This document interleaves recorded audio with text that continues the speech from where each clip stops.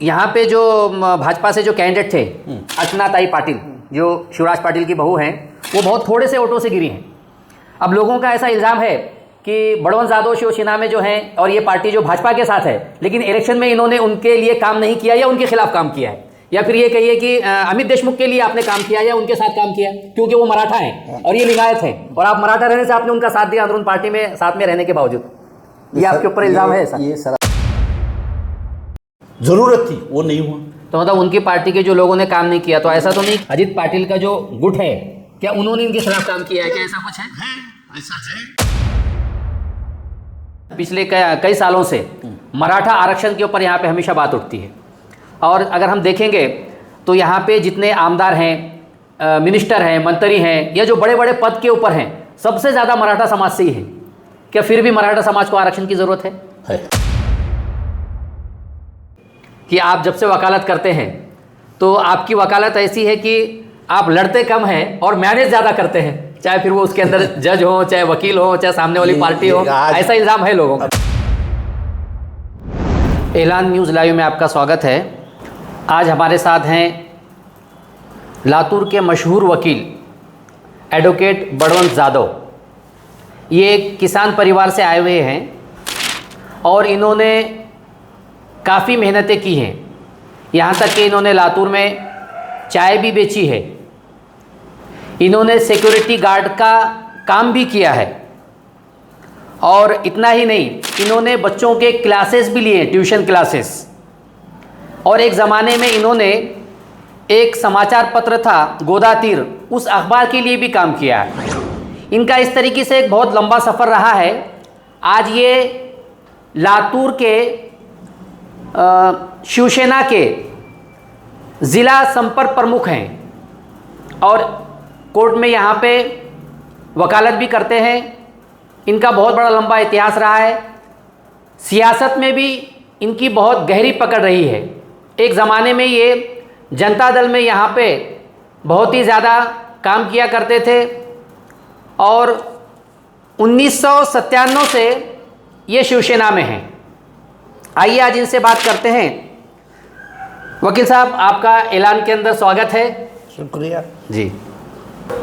सबसे पहले तो आपसे जो मैं सवाल करने जा रहा हूँ उसमें ये है कि इस वक्त बिहार में 2025 में, यानी बिहार में चुनाव होने जा रहे हैं 4 महीने के बाद, और वहाँ पे आपकी शिवसेना जिस भाजपा के साथ सरकार में है, यहाँ पे उस भाजपा ने SIR यानी विशेष गहन पुनर्परीक्षण की प्रक्रिया शुरू की है, जिसे लोग एक NRC के नाम से भी जान रहे हैं, यानी कि गुप्त NRC भी कहा जा रहा है।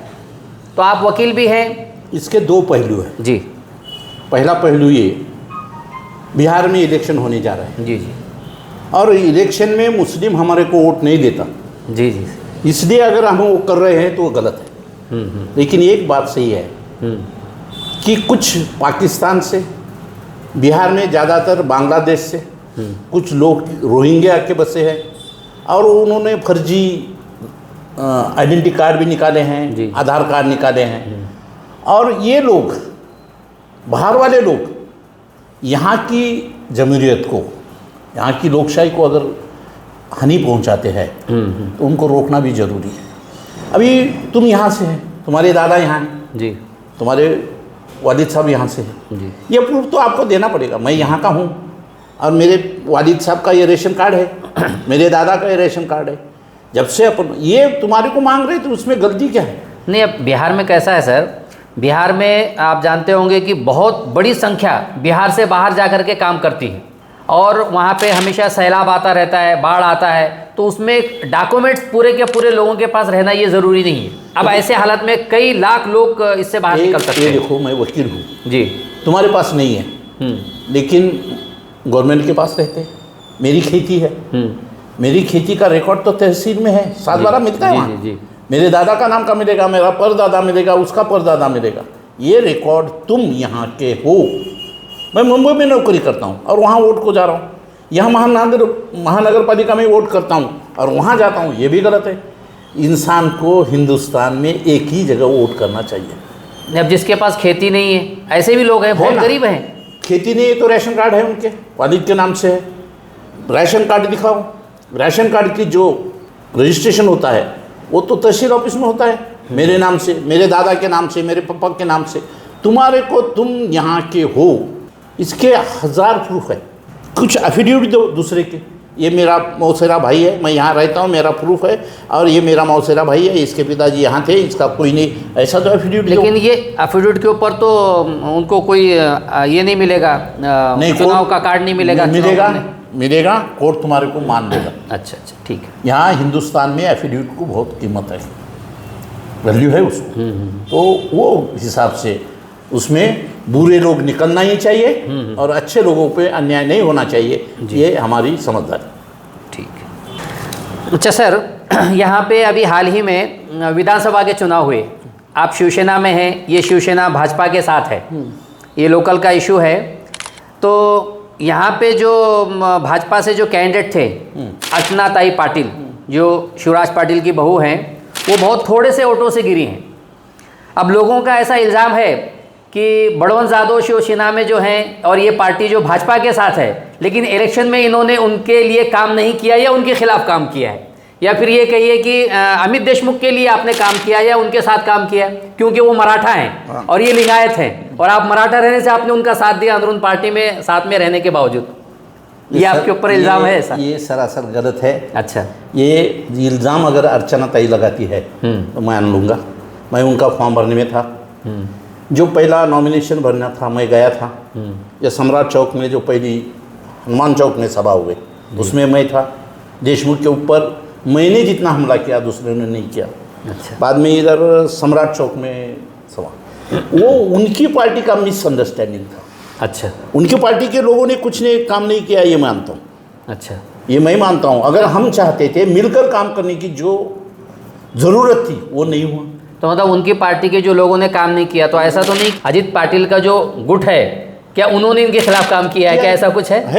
ऐसा है, ऐसे शक है, ऐसा शक है, ऐसे प्रूफ है जो उन्होंने अर्चनाताई ने देखे हैं। बाद में तो आपकी मालूमात के लिए बोलता हूँ कि जो मैनेजमेंट होना चाहिए, जो हमारा तजुर्बा था, जो विलास राव को हमने 95 में गिराया था, जो तजुर्बा, वो तजुर्बे का जो फ़ायदा इन्होंने करके देना चाहिए था, वो नहीं किया। हमारे को बुलाया नहीं गया। अच्छा, हम 2-3 सभा किए, बुलाया नहीं, मोबाइल पे मैसेज आना और हम जाना, ऐसी हालत थी। अच्छा, जो मैनेजमेंट है, आज हम अंबेडकर चौक में सभा दे रहे तो वहाँ का सदर कौन होना चाहिए, वहाँ कौन कौन भाषण करना चाहिए, क्या सब्जेक्ट रहने चाहिए, लोगों को कौन सा अपील करना चाहिए। हम अगर गोलाई में कर रहे तो किसको सदर बनाना चाहिए, आज़ाद चौक में कर रहे तो किसको सदर बनाना चाहिए, पटेल चौक में कर रहे तो किसको सदर चाहिए, वहाँ की क्या प्रॉब्लम है। ये मैनेजमेंट उनके पास कुछ भी नहीं था, उसमें हमारे को बुलाया नहीं गया। आपकी मालूमात के लिए बोल देता हूँ, आपने एक सवाल में पूछा कि मराठा है बोल के, 95 से आज तक देशमुख को अकेला भिड़ता रहा, और उसका आप इन्होंने नहीं बुलाया बोल के मैं चुप नहीं बैठा। रमेश अप्पा ने मेरे को बुलाया, रमेश अप्पा ने मेरे को बुलाया, उनके लिए मैंने जो मराठा बेल्ट है, मांद्रा बेल्ट बोलते, वहाँ जो तकरीर की है वो सब गाँव प्लस है। मतलब ये ऐसा ही हुआ कि आप रमेश अप्पा के लिए काम किए तो वहाँ के मराठा ने भी उनको वोट दिया, लेकिन आपने यहाँ पे काम नहीं किया, इसलिए यहाँ पे काम नहीं, इन्होंने काम दिया ही नहीं। अच्छा। आपकी मालूमात के लिए बोलता हूँ, सभा को बुलाया नहीं इन्होंने मेरे को। अच्छा, वही हुआ ना, मतलब इन्होंने बुलाया नहीं, आपने काम नहीं किया, इसलिए यहाँ पे गिर गए। मैं उधर काम किया, मैनेजमेंट नहीं किया, हमारी तजुर्बे का इन्होंने फायदा नहीं उठाया और उनको आ गए। चूंकि ये आपकी मालूमात पटेल चौक में हमारे वहाँ परवेज खां पठान रहते, वहाँ सभा लगाए, मेरे को कुछ भी पता नहीं, पर परवेज ने मेरे को फ़ोन किया, नहीं यहाँ की सभा को तुम आना चाहिए, पब्लिक है यहाँ तुम्हारे को मानती है, तुम आना चाहिए, पहले से आते। परवेज के कहने पे वहाँ गया, मेरे को भाजपा ने इन्होंने नहीं बुलाया। अच्छा, बाद में आज़ाद चौक में सभा हो गई। आज़ाद चौक का एक हमारा नुमाइंदा है, कार्यकर्ता, उसके पिताजी को मैंने 95 में सदर बनाया था वहाँ, उसका फोन आ गया, उसको सदर उस दिन बनाया, नहीं तुम्ही आलं पाहिजे, तुम्ही या तुमच्याशिवाय आझाद चौकामध्ये। अब क्या है, वहाँ के चौक के 50 लोगों के नामा में मुँह जबानी बोल सकता हूँ, इतना मतलब ये आपने यहाँ पे काम, आप उन्होंने आपसे काम नहीं लिया, इसलिए भी उनका मैं काम करने को तैयार था, उन्होंने मेरे हिसाब से मेरे से ये लातू में काम नहीं दिया, नुकसान इसी वजह से हुआ, नुकसान उसी से हो गया। और आपके मालूमात के लिए बोलता हूँ, मराठा बेल्ट में मैंने पूछा ये गलत है या सही है, लातूर वाले ठहराए, मराठा वोट मांगते हो, केशवराव की हालत कौन की, बुबराव नक्काड़ी की हालत कौन की, GS पाटिल की हालत कौन थी? तुमने एक दूसरा मराठा मोटा होने ही नहीं दिया, बड़ा होने ही नहीं दिया, और सबसे बड़ी मराठा बोल के वोट मांगते हो, बीवी किस जात की है, डिसूजा है क्या मराठा में? ये पूछने वाले की ताकत खाली बड़वंजादों में। और ये मैंने किया है, मैंने प्रदीप राठी का काम किया, मैंने गौतम मुंडे का काम किया, मैंने कवेकर का काम किया, मैंने शैलेश का काम किया, और ये सब देशमुख के औरत थे, और सबसे आगे मेरी तोप चलती थी। ये जो लगाता है इल्ज़ाम मराठा बोल के क्या, मैं इंसानियत के लिए काम करता हूँ, ज़ात के लिए नहीं। सर अगला सवाल ये है कि काफ़ी पिछले कई सालों से मराठा आरक्षण के ऊपर यहाँ पे हमेशा बात उठती है, और अगर हम देखेंगे तो यहाँ पे जितने आमदार हैं, मिनिस्टर हैं, मंत्री हैं, या जो बड़े बड़े पद के ऊपर हैं, सबसे ज़्यादा मराठा समाज से ही है। क्या फिर भी मराठा समाज को आरक्षण की ज़रूरत है? अच्छा, किस मराठा को ज़रूरत है ये अलग बात है जी। मैं तुम्हारे को हिस्ट्री बताता हूँ जी। कौन से मराठों को ज़रूरत है? यहाँ का राजा था हमारा निज़ाम, और वो महसूल के लिए उसने देश पांडे, देशमुख, बाबड़ागांव के देशमुख, देश पांडे, ये लोगों को वहाँ बिठाया था। उन्होंने हर गांव में माली पाटिल, पुलिस पाटिल बिठाए थे। अच्छा, ये माली पाटिल को 200-250 एकड़ जमीन रहती थी, और पुलिस पाटिल को ही उतनी रहती थी काम के हिसाब से। वो हमसे खेती करवाते थे, हमसे लगान लेके जाते थे। अच्छा, हमारे घर में अगर 10 बच्चे हैं तो हम 150 एकड़ मांग लेते थे, और बच्चे कम हो गए तो कट करते थे। हम मालिक नहीं थे, मालिक राजा था। अच्छा, हमारे को कुनबी बोलते, यानी कि कुनबी मराठा को आरक्षण कुनबी चाहिए। कौन है? The person who is personally cultivates the land, जिसके हाथ कीचड़ में भर चुके हैं, सही, जिसके हाथ गोबर में भर चुके हैं, फिर वो मराठा हो, फिर वो मुसलमान हो, चाहे वंजारा हो, किसान का बेटा, जिसको अभी 12 एकड़ के नीचे खेत है, उसको रिजर्वेशन दो, सही, जात के नाम पर नहीं।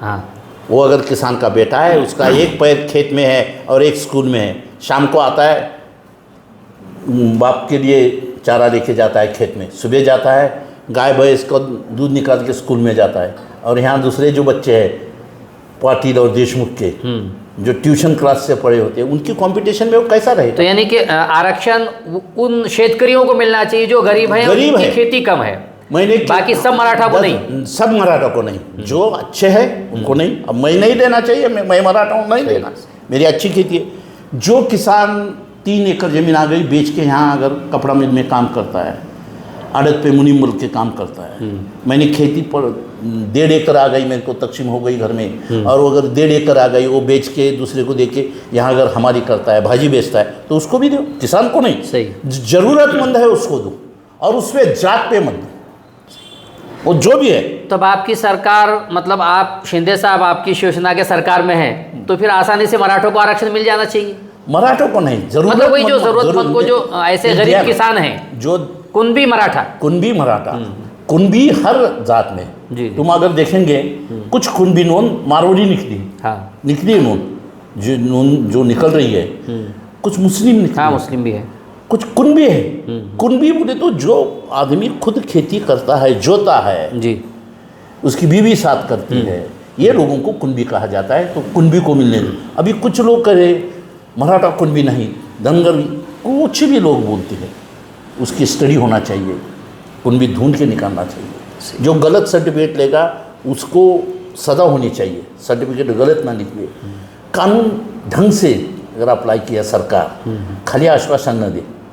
10% आरक्षण जो दिया है वाशी में आके एकनाथ शिंदे साहब CM रहते, वो मानना चाहिए था, सही, देना चाहिए था। अभी उस पर भी चर्चा चल रही है, कोई स्टे लेता है, देवेंद्र फडणवीस एक हाथ से आरक्षण देता है, दूसरे हाथ से स्टे लाता है, ऐसे लोग कहते हैं, और हमें भी सच लगता है। अच्छा, सदावर्ती की अगर भाषा सुने ये 5 साल की, जो देवेंद्र फडणवीस कहता है वही वो कहता है। अच्छा, अगला सवाल ये है कि अभी कुछ दिनों में शायद लातूर में महानगर पालिका के इलेक्शन आने वाले हैं। आपकी शिवसेना, जो शिंदे साहब की शिवसेना है, आपकी शिवसेना की इसमें क्या भूमिका रहेगी? क्या आप लोग बीजेपी के साथ में लड़ेंगे? राष्ट्रवादी भी साथ में है उसमें, अजित पवार की, ये आप साथ में लड़ेंगे या आप अकेले लड़ना चाहेंगे इसके अंदर? परसों यहाँ के जो लीडर है जी, समाज पाटिल, उनका स्टेटमेंट आया, आम्ही 100 बळाराव लढणार, आमची ताकद आहे। अच्छे, ये ताकत तुम्हारी लोकसभा में कहाँ गई थी पता नहीं, विधानसभा में कहाँ गई थी पता नहीं।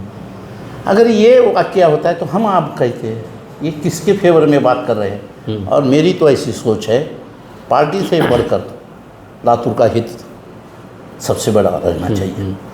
लातूर में कुछ ऐसे लोग हैं, वो सब आपके जैसे, तो उनको साथ मिला के लातूर हम अब चलाए पार्टी के बेसिस पर। सही। फडणवीस का मेरे को फोन आया या शिंदे का फोन आया और उधर पाठिंबा दे बोले तो मैं नहीं सुनी। सबसे पहिले लातूरकर म्हणून आम्ही निवडणूक लढावं सगळ्या लोकांना, ना पाटलाच्या वाड्याहून ना देशमुखाच्या गडीहून लातूर चालावं वार्डामधून। हर वार्ड में जाके हम मिलेंगे, तुम्हारा कौन सा अच्छा आदमी है तो इसके लिए कुछ अलग से पैनल वगैरह बनाएंगे आप? बनाने की सोच है। मेरे कुछ दोस्त हैं जो मेरे साथ गई 20-25 साल से भरोसे से रहते हैं। जी जी। उसमें हर जात के हैं, दलित के, पिछड़े के हैं, जो मुजरा नहीं करती किसी के सामने। अच्छा। ऐसे कुछ लोग हैं, उनसे मैं बात कर रहा हूँ। मेरी सोच ऐसी है कि पार्टी छोड़ के लातूर के हित में आम आदमी पार्टी दिल्ली चला सकती है, तो हम सब मिलके क्यों ना लातूर चला सकते हैं। और हमारा बॉस कौन होगा? पब्लिक होगी, ना देशमुख होगा ना पाटिल होगा।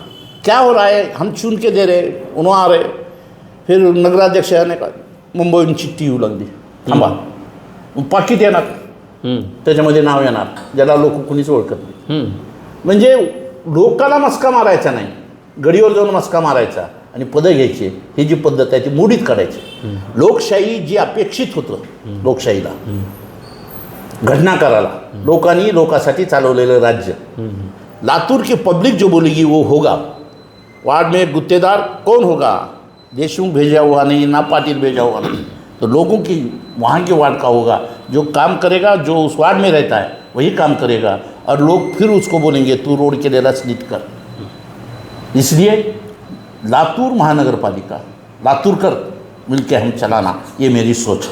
ठीक है, चलिए आखिरी सवाल है आपसे, लेकिन क्योंकि आपके सामने तो शायद कोई ऐसी बात नहीं करते होंगे कि आप जब से वकालत करते हैं तो आपकी वकालत ऐसी है कि आप लड़ते कम हैं और मैनेज ज़्यादा करते हैं, चाहे फिर वो उसके अंदर जज हो, चाहे वकील हो, चाहे सामने वाली पार्टी हो, ऐसा इल्ज़ाम है लोगों का। अभी 42 साल हो रहे मैं वकालत कर रहा हूँ जी। गरीब से गरीब लोगों को पूछो वकील कैसा है, और सबसे महंगा वकील भी मैं हूँ। अच्छा। अगर आप गलत करते हो तो मेरे जैसा महंगा वकील नहीं हूँ। अभी आपने बताया, मैंने आप एक केस आपको बताया, यहाँ बताना ठीक नहीं है। जी जी, हाँ ठीक। वैसे ही करता हूँ, 1 घंटे के आर्गूमेंट के लिए लाख 2-2 लाख रुपए लेता हूँ। और अगर गरीब बच्ची है, उसको कोई संभालता नहीं है, जल गई है, उसकी माँ आती है, तो उसके लिए फोकट में भी काम करता हूँ। मेरा 80% काम फोकट है, पैसे नहीं लेता, जो दिया होता। इतनी धी 25 साल, आज मेरे पास 20-25 जूनियर काम करते हैं। ये 150-200 जूनियर मेरे पास से पढ़ के लातूर में प्रैक्टिस करते हैं। ये मैनेजमेंट पे नहीं होते। हाँ, एक बात सही है, मेरे क्लाइंट को न्याय मिले, इसलिए मैं हर नुस्खा यूज़ करता हूँ। अच्छा। जो नुस्खा है, अगर वो गलत है तो गलत बोलता हूँ, लेते वक्त ये बोलता तूने गलती की है, मैं नहीं लूँगा। आपकी मालूमात के लिए बोल देता हूँ, यहाँ एक बच्चा था बबलू बोल के, तेजाब फेंक के मारा था एक बच्चे पे, वो मर गया था। अच्छा। फाइल देखा, उसकी पूरी गलती थी। जिसने उसको दोस्त बनाया उसको शक के बिना पे वो अपनी बीवी के उसने फेंका था। मैं बोला नहीं देता। फिर हमारे बच्चे, मैं बोला सज़ा होने वाली थी, कुछ भी हो सिचुएशन, तो बोले उसकी मेरे बेटे ने लिया और मेरे को बोला चलाओ, चलाए, सज़ा हो गई। हम जो गलत है उसको बोलते हैं, पहले चार्जशीट देख लेते, तेरी गलती है ये होने वाली, उसके ऊपर भी दिया तो देते, नहीं तो जा दूसरी तरफ बोलते। लेकिन मैनेज नहीं होता है ये। हिंदुस्तान में जुडिशरी एक ऐसा है, ये जुडिशरी ठीक है इसलिए हिंदुस्तान ठीक है। मराठी में एक कहा है, एखाद्या राजाचा, मराठी में कहा है एखाद्या देशाचा राजा भ्रष्ट असला तरी चालेल, ते राज्य चालू शकतं, परंतु ज्या दिवशी त्या राजाचा न्यायाधीश भ्रष्ट होईल ते राज्य लयाकडे चाललंय असं समजावं। या देशामध्ये आज तरी, मध्ये थोडी गडबड झाली, आज तरी काही राजीनामे, त्या लोया प्रकरणामध्ये काही लोकांनी राजीनामे दिले होते, सरळ झाले। या देशाच्या मस्तवाल सरकारवर, या देशाच्या पत्रकारावर, या देशाच्या गुंडावर अंकुश ठेवण्याचं काम सध्या हे सरकार करतं आहे। सरकारच्या चुकावर अंकुश ठेवण्याचं काम ज्युडिशरी करते आहे। मी त्याच्यामध्ये काम करतो आहे, ती मॅनेज होण्यासारखी नाही। लोग म्हणतात बळवंत जाधव, एक तो हंसने की बात है, लोग कुछ भी बोलते हैं। हाँ। ये होटल है लातूर के बाहर, एक ढाबा है, 2 पियकड़ में झगड़ा हो गया, दोनों फुल पे वाले थे। वो हमारी उसको हकाल रहा था, तो एक दूसरे को बोला, अबे एका हातामध्ये तुझं मुंडकं आणि एका हातामध्ये पैशाची थैली घेऊन गेलं तर बळवंत जाधव आत्ता काढतो। तो होटल वाले ने सुना, दूसरे दिन मुझे को बोला, भाऊ ये तुम्हारी कीर्ति है या आप कीर्ति है, हाँ। आप ही बोलो क्या है।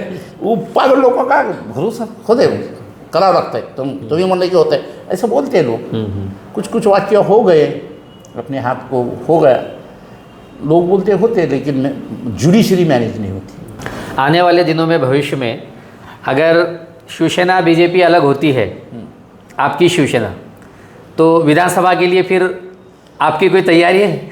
क्या है, मैं 1990 से देख रहा हूँ, हर बार देशमुख फैमिली सीट मैनेज करती है। अच्छा। एक मई था 95 में जो सीट मैनेज होने नहीं दी, बाद में 99 मैनेज हो गई।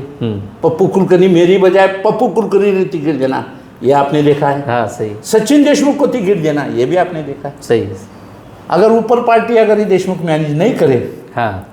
तो मैं लातूर की पब्लिक के साथ खड़ा रह के एक बार ट्राई करूँगा कि लातूर की पब्लिक को, मेरे को पब्लिक को, या अभी आपको वाक्य बोल देता हूँ, कराड़ को टिकट दी। हाँ, राज ठाकरे यहाँ उन्होंने टिकट दिया, नागरगोजी बोले तो पहले 6, 7, 8, 9 हज़ार वंजारा है, उसमें 4.5 उसने दिया, वंजारा को टिकट दिए।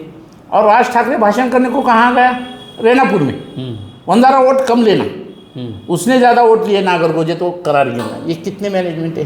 राज ठाकरे देशमुख फैमिली से मैनेजमेंट नहीं है, मैनेज नहीं है। यहाँ अमित देशमुख के अगेंस्ट में उसने एक तो सभा की है, नहीं की है। पप्पू कुलकर्णी को खड़ा किया, 2 ठाकरे आए, कौन आए, कोई नहीं आया। ये सब मैनेज ऊपर से होता है, यहाँ पब्लिक लातूर है मैनेज नहीं होती है। लातूर की पब्लिक बहुत होशियार है, हम मैनेज हो गए तो जूता लेती है हाथ में। 95 को पूरी ताकत से मेरे को टिकट होते हुए मेरे सदर महाराष्ट्र के, तू खड़ा रहे मैं पैसा देता हूँ बोलते हुए भी मैंने उनको दिया। मुझे जब पूछा गया जॉर्ज फर्नांडिस और मधु दंडोतरे, क्यों रे तू क्यों नहीं खड़ा रहता, डरता है क्या देशमुख से? मैं बोला साहब, आमदार होने से ज़्यादा मेरे को विलासराव को गिराने में रस है। मेरे को लातूर में लोकशाही जमहूरियत चलना, पब्लिक को हाथ में डर रहना नेता का, ये मेरा कहना है। जो बाबासाहेब आंबेडकर को अपेक्षित था की लोकांच्या हातामध्ये ती ताकद असली पाहिजे, ती ताकद लातूरच्या लोकांच्या हातात यावी, यासाठी मी राजकारण करतो, आमदार होण्यासाठी नाही। आणि गरीबातला गरीब हक्कानी, आप सुने होंगे, उसकी बीवी हमने चीत किया है। शारदा कांबळे कोण लाया, महिला आया छिमचे, गौरव गाड़ेकर, रवि सुडे, मोहन माने, रघुनाथ बनसुडे, आप नाम सुनो, इनके किसी भी नहीं थे लोग। सदावड़े ताई, आयतन बोने, चौथवे, जगताप गुरुजी, ये मेरी तरफ से खड़े किए और चुन के लाए लातूर में किए। विलासराव सीएम रहते हुए मैंने 5 से 6 नगर सेवक चुन के लाए थे, करते हैं हम। किसी पार्टी देशमुख को लाके नहीं खड़े करते। अब बीजेपी बोलती है नहीं गिराए, कितने साल, 50 साल 55 साल शिवराज पाटिल कांग्रेस में रहे, बीजेपी आती ही टिकट देती, नहीं देखती। बीजेपी में एक टिकट के वक्त मैं था, 2009 से 2014 तक था। जब मोदी फर्स्ट टाइम थे तो मैं सदर था, इधर इलेक्शन का चीफ था गायकवाड़ का। टिकट देने की नौबत आ गई, ये आ गई क्या, लाहौटी साहब आ गए, अच्छा दे दिए टिकट। टिकट देने की नौबत आ गई, गौतम मुंडे आ गए, उनको दे दिया टिकट। मुझे देखने की मराठाला मराठा काटू शकतो म्हणून मला समोर कधी येऊच दिलं गेलं नाही, ताकदीनं। तो इस बार भी जो अर्चनाताई पाटिल को जो टिकट दिए, ये मैनेज नहीं हुआ था। ये मैनेज नहीं था।